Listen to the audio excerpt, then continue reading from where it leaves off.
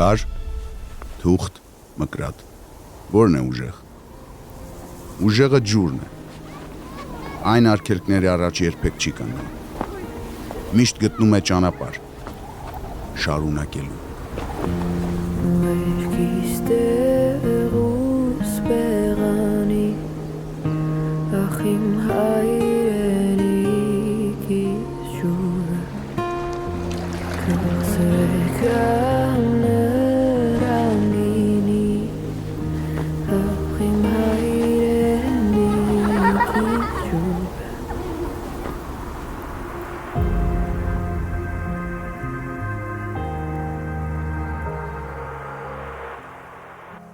Ջրի պես երկար կյանք ունենաս, ջուրն իր ճամփան կգտնի, երկու ջուրը մի հաց է։ Հայոց լեզուն հարուստ է ջրի մասին ասացվածքներով, եւ դա բնական է, որտեղ Հայաստանն էլ իր հերթին հարուստ է քաղցրահամ ջրի պաշարներով։ Այսօր մենք կխոսենք Հայաստանի մասին մեր պատկերացումներից, կփորձենք հասկանալ ինչպես է նրանք փոփոխվել տարիների ընթացքում եւ որն է նոր սերնդի պատկերացումը իր հայրենիքի մասին։ Բարև ձեզ, պարոնիկ։ Սկսենք խոսել թերևս մանկությունից, կուզեմ պատմեք ձեր մանկական հիշողություններից։ Մանկությունը սկսվել է Երևանի բակային կյանքից։ Լավ հիշում եմ ամառները, երբ վարդավառ էր, ոտաբոբիկ, կիսամերկ ջրի հետ խաղում էինք, վազում էինք։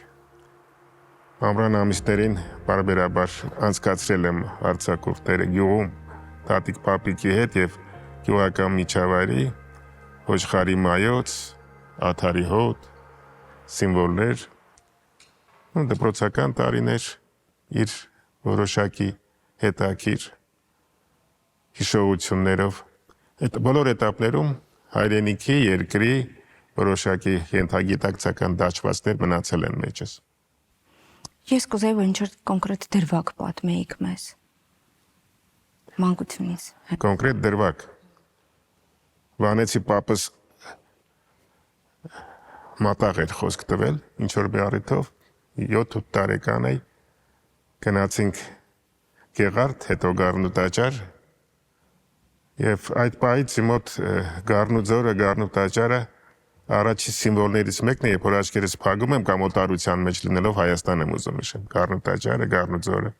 Ընդհանրապես շատ են այդ հիշողությունները եւ ինչքան հասունանում ենք կամ ծերանում ենք, այնքան մանկական, պատանեկան շրջանի հիշողությունները ավելի վառ են դա։ Իսկ վարդավառից ինչն եք հիշում։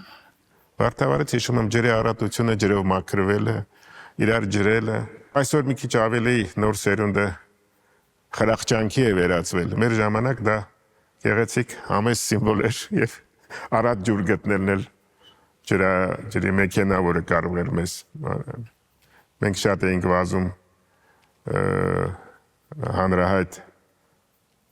Թամանցների փողոցի հետ միջնամասում, այսօր Նեժդեի հրապարակում նախկինում շատրվաններ էին շատ գեղեցիկ եւ այդ օրերին փորձում էինք խցկվել այդ շատրվանների մեջ։ Մեզ պահակները թույլ չէին տալիս, բայց հասցնում էինք։ Գետառը կար, չէ՞ այդ ժամանակ։ Գետառը կար։ Ջրից օգտվում էիք գետառի։ Չէ, ես մեր հերու էր։ Մենք հետո սկսեցինք օգտվել Երևանյան լճից։ Արդեն 12-13 տարեկանին կար Երևանյան լիճը, Երևանյան ծովը։ Այ մեզ համար դա պետք չէր, որովհետև քաղաքի կենտրոնում բոլոր բակերը ունեին իրանց լողավազանները։ Եվ մեր բակի լողավազանի տերը մենք էինք, երեխեքը։ Եվ իհարկե շատ ճիշտ եք, ամառային կյանքի զգալի մասը հենց այդ լողավազանի շուրջն էր։ Պիտի մաքրեինք, պիտի հետևեինք, որ ջուրը մաքուր լինի, հարևան բակերի տղաների հետ պիտի կռիվ անեինք, որ իրանք չգան։ Չնայած իրանք ունեին իրենց լողավազանը, եւ մենք էլ էինք գնում իրենց մոտ ու էլի կռիվ էինք անում, որտեղ իրենք չէին թողնում։ Իհարկե, դա ամենի շատ կարևոր է։ Երևի Աղայան փողոցում է, չէ՞, պահպանված բակային ջրավազան։ Այ ես հենց այդ շենքում էլ ապրել եմ, Աղայան փողոցում կա մի հատ, ես կողքն եմ ապրել, Տերյան եւ Մոսկովյան, հիմա էլ եմ այդտեղ ապրում, փողոցների անկյունում գտնվող մասնագետների շենքում։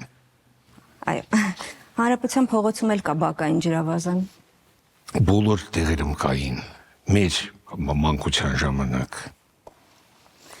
ձեր մանկությունից պատմեք։ Ես շատ երջանիկ եմ եղել, իմ բախտը բերել է ուղղակի, որովհետև ես մեծացել եմ մեծ անվանի ճարտարապետի ընտանիքում։ Եվ մեր հյուրերը անվանի մարդիկ էին։ Հա, օրինակ, ու գիտեք ոնց էր, որպես օրինակ ես հաճախ եմ բերում, որ ես սարսափելի չէի սիրում, երբ որ Առնո Բաբաջանյանը մեզ մոտ էր գալիս, որտեվ ինքը անընդհատ ծխում էր, շամպայն էր խմում եւ բարձր ձայնով խոսում էր եւ բարձր դաշնամուր էր նվագում, հենց այն սենյակում, որտեղ ես պիտի քնեի։ Եվ ինձ այդ սենյակից տանում էին ուրիշ տեղ քնելու, որ ինձ դուր չէր գալիս, բնականաբար, դրա համար չէի սիրում։ Երբ որ գալիս էին Լուսինե Զաքարյանն ու Խորեն Պալյանը, ինձ դուր էր գալիս,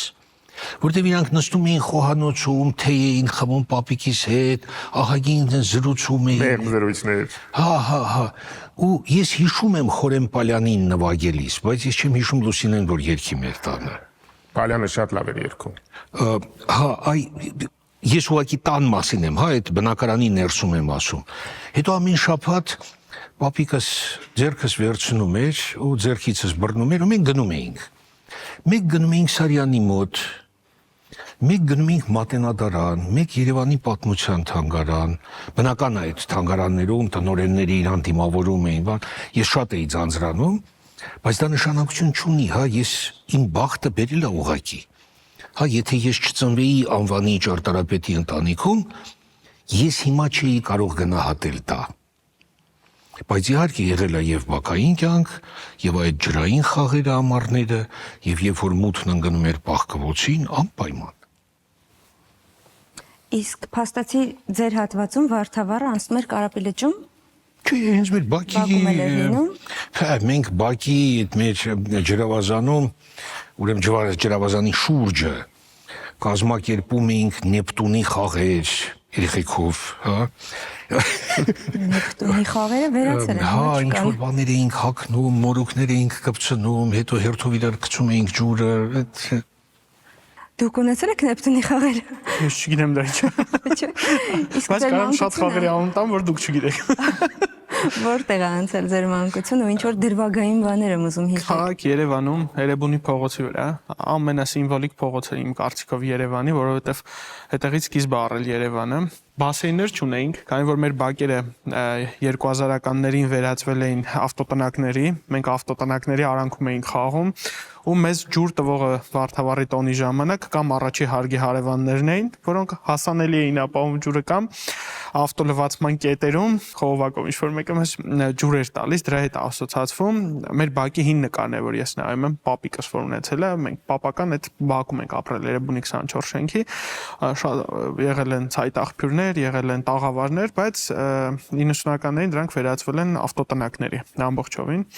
Իդեպ Էրեբունի թանգարան, որ ասեց 70-ականներին, երբ պեղվեց եւ դարավ մշակութային, դպրոցներում պարտադիր Մասիս սարից բացի աշակերտները նկարում էին Էրեբունի ամրոց։ Դա ոնց որ պարտադիր սիմվոլ էր, որ պետք է մենք սովորենք, նկարենք եւ այդ ուրարտական սեպագրերով ինչ որ բաներ անպայման պետք է նկարի վրա լիներ եւ դաստիարակության մեջ մտնում էր այդ սիմվոլը Էրեբունի Երևան։ Այո։ Էրեբունի Երևան։ Հետո ուր կորավ այդ ավանդույթը, շատ լավն էր։ Լավն էր, շատ լավն էր։ Էրեբունի թանգարանը նույնիսկ ես մեկ-մեկ որ տուրիստներին մենք տանում ենք ինչ որ մեր սիրած տեղը, այտենց արտահայտություն չէ, Գառնի Գեղարդսևան, միշտ իմ զարմացնում է, որովհետև Կոլիզեից հին, չգիտեմ, այնտեղ շատ պատմական վայրերից ավելի հին, ավելի պատմական արժեք ունեցող, կարելի ասել ուրիշ քաղաքակրթություն այնտեղ ապրել ու մենք Էրեբունի թանգարանը մեկ-մեկ անտեսում ենք։ Իհարկե այդ թանգարանը պիտի մեծանա, փոքր է։ Շատ փոքր է։ Եկեք խոսենք ընդհանուր Հայաստանի մասին, որն է ձեր երեքի սիրած վայրը Հայաստանում, վայրը, որտեղ գնում եք, հանգստանում եք, որտեղ ուժ եք գտնում, որտեղ ակամայից ոտքերը տանում են։ Սկսենք էլի ձեզնից։ Ցանկացած միջնադարյան պատմամշակութային եկեղեցի գործող կամ կիսավեր այն վայրն է, որ ոտքերը տանում են։ Դա կլինի Սաղմոս հավանքը, դա կլինի Գոշավանքը, դա կլինի ամբերթի ամրոցը այնքան մեծ հին էներգետիկա կա մեջը կուտակված, որ մի քանի ժամ շփվելով ոնց որ ինքնա վերագտնես քեզ։ Իմ համար դա մեր պատմամշակութային ժառանգությունն է, բաց երկնքի տակ, ցանկացած մարզում, ցանկացած տեղ։ Գառն ու ջրից էլ խոսեք։ Երբ որ ասում ենք ջուր, առաջերտին, բայց իմ համար դա արագածն է, յուրականն է, որտեվ առատ է արագածի լանջերը ջրերով եւ այդ աղբյուրների անարատ ջուրը, քչքչությունը, անսպառությունը ամեն տարի եկող եւ հալվող գագաթներից եկող այդ բյուրեղած ջուրը, դա հավերժություն է։ Իսկ իմ համար ջուրը առաջերտին դա արագած լեռն է եւ կոնկրետ բյուրականով։ Գառն ու ջուրը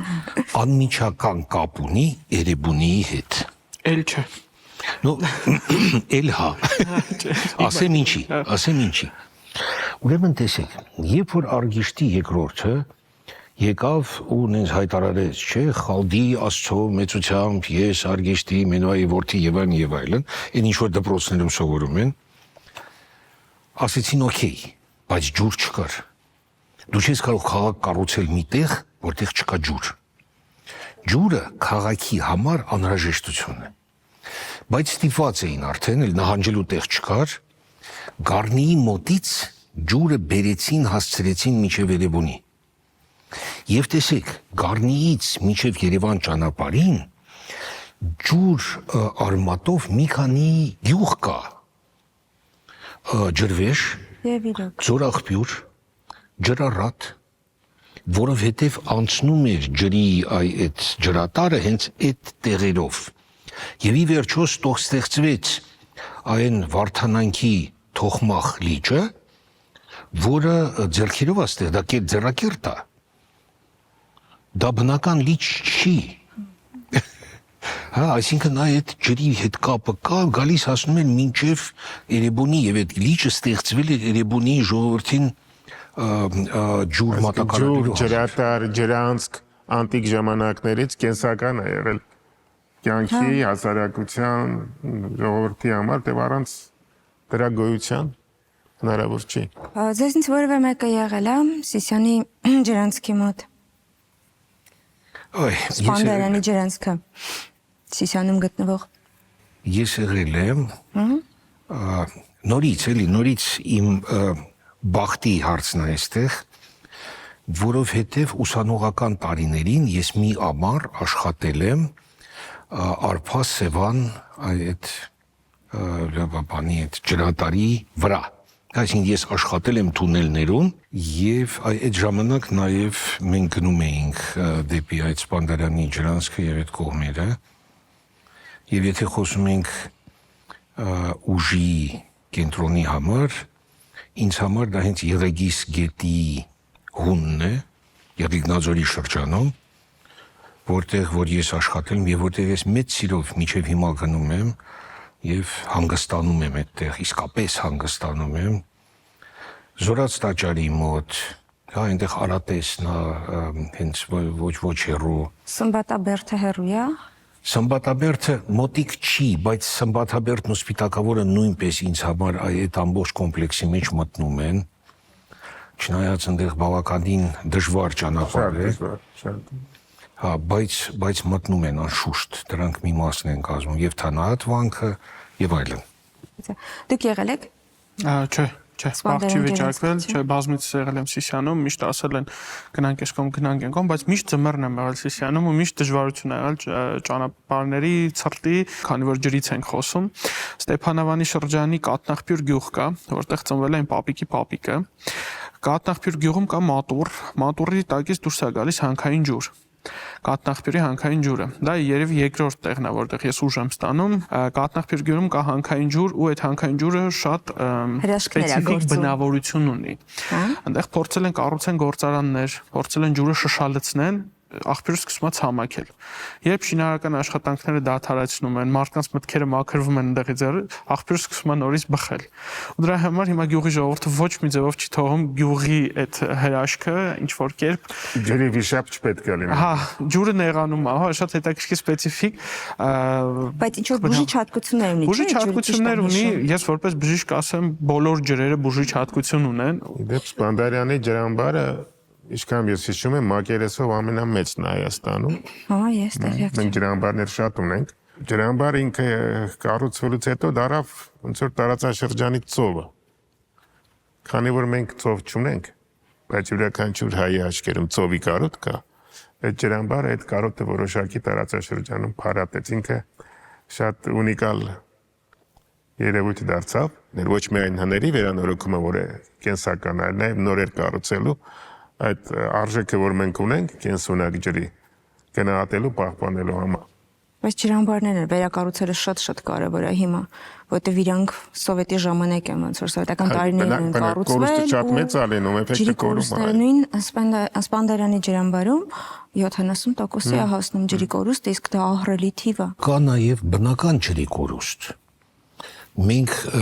նաև արևաշատ երկիր ենք։ Ջուրը գոլորշիանում է։ Եվ ինչքան մակերեսը ջրի շատ, այնքան գոլորշիացումը ավելի շատ։ Նորանկախ Հայաստանի սիմվոլներից, խորհրդանիշներից է նաև Հայաստան համահայկական հիմնադրամը 92 թվականին ստեղծվեց։ Այս համազգային առաջին կառույցը, որը փորձել է համախմբել Իսփյուր Հայաստանս, դա իրոք համահայկական հիմնադրամն է եղել, որը ես գտնում եմ 92-ից ստեղծվելուց հետո կարողացել է այդ համախմբման գաղափարը տարածել, կարողացել է հայերին Հայաստանի հետ կապելու, հա, ոչ միայն այդ գումարների հավաքագրում, այլ լումա ունենալ հայրենիքի գործընթացների վրա իրականացրել է եւ այսօր մենք կարիք ունենք, որ հիմնադրամը նորովի վերագնահատվի համայն հայության կողմից, ոչ միայն Հայաստանի հասարակության, այլ համայն հայության կողմից, որտեղ նման կոնսոլիդացնող ուրիշ կառույց մենք չունենք։ Ես լավ հիշում եմ, որպես հիմնադրամի խորհրդի անդամ 44 օրյա պատերազմի ընթացքում հենց համահայկական հիմնադրամի շուրջ համայն հայությունը ոտքի կանգնեց։ Դրա համար այդ իմաստով հիմնադրամը նաև ծայրահեղ պայմանների հիմնադրամ է։ Եկեք խոսենք Հայաստանի մասին ձեր պատկերացումներից։ Կես դար անց, ինչպիսին է Հայաստանը, այսինքն նայում ենք կողքից եւ ինչ Հայաստան ենք մենք տեսնում։ Ընդհանրապես մեր բոլոր խնդիրները, արհավիրքները, կորուստները միմիայն մեր մեղքով են, մեր խելքից են, մեզանից է կախված առաջերտը։ Եթե մենք լինենք խելացի, կազմակերպված, ճիշտ ադապտացվենք այս փոփոխվող գլոբալ աշխարհում եւ նաեւ ինֆորմատիկայի այս ագրեսիվ զարգացման ընթացքում ճիշտ գնանք ընդառաջ, մենք կլինենք տարածաշրջանի լավագույն կազմակերպած պետություններից մեկը, ազգերից մեկը, որը կկարողանա գիտելիք, մշակույթ, նորարարություն տարածել հարևաններին։ Հայաստանը